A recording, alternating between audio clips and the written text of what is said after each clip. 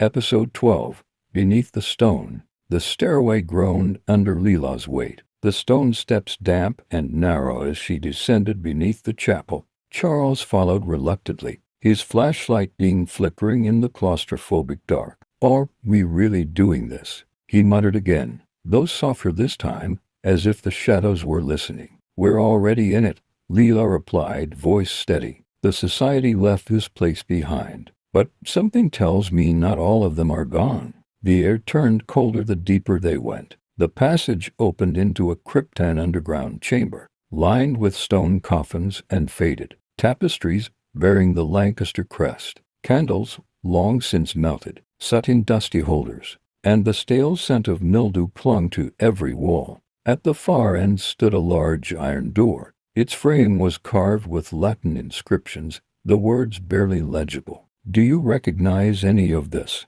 Charles asked, scanning the markings. Leela nodded slowly. "These are the vows from the society initiation.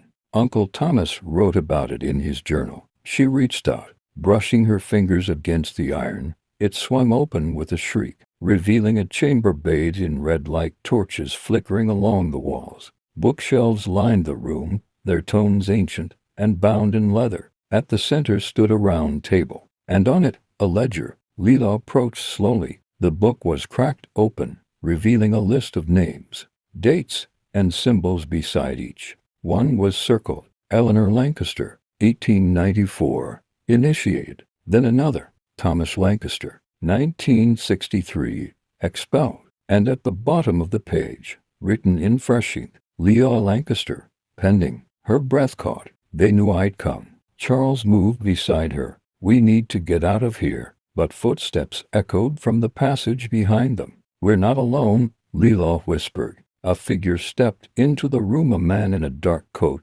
face shadowed. His voice was calm to calm. "You opened a door that should have stayed shut." "Who are you?" Charles asked, raising the flashlight. The man didn't flinch. "A guardian of the old ways. The society never ended. We adapted. And your blood, Leela, has always belonged to us." Leela stared at him. "You're one of them?" "I'm what your family made me, just like they'll make you." She stepped back, gripping the ledger. "I won't be part of this." "You already are. That ledger seals your fate." Charles grabbed Leela's arm.